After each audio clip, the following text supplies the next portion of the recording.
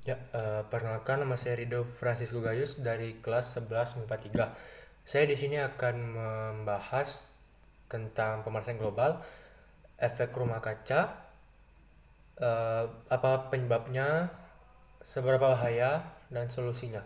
Pertama-tama kita akan mengenal dulu tentang pemanasan global.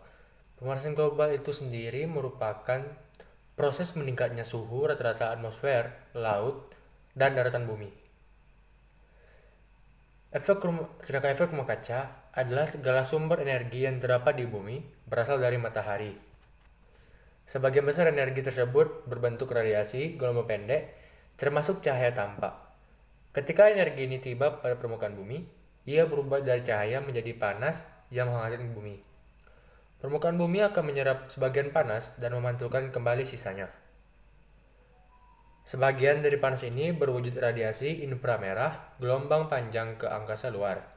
Namun, sebagian panas tetap terperangkap di atmosfer bumi akibat menumpuknya jumlah gas rumah kaca antara lain uap air, karbon dioksida, sulfur dioksida, dan metana yang menjadi perangkap gelombang radiasi ini. Kita masuk ke dampak pemanasan global.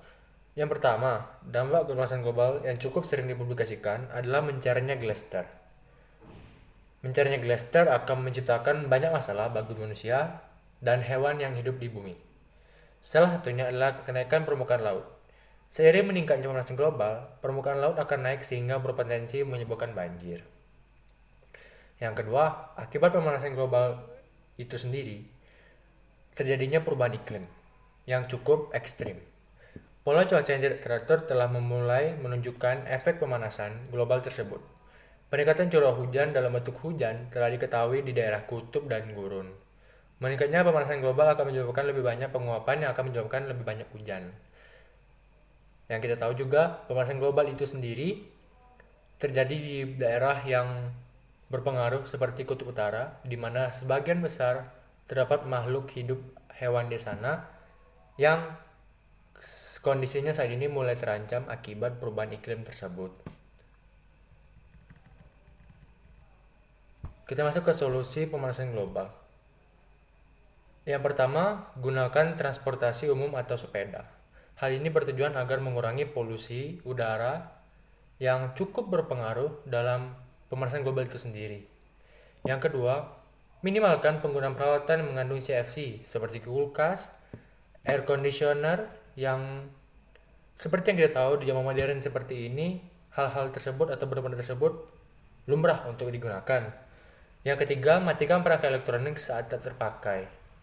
Selain mencegah listrik agar tidak terlalu banyak digunakan, ternyata menggunakan perangkat elektronik secara teratur berdampak positif untuk mencegah hal kecil untuk menyebabkan pemanasan global. Yang keempat, hemat air.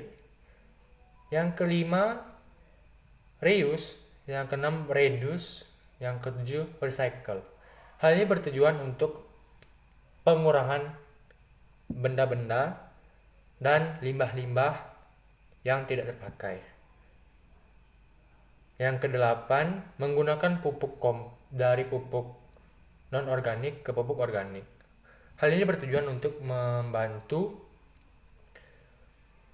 hal organik atau membantu untuk menjadi lebih hijau sehingga sekian dari saya. Mohon maaf apabila ada salah kata dan mungkin penjelasan saya masih belum terlalu lengkap. Saya akhiri. Selamat malam dan terima kasih.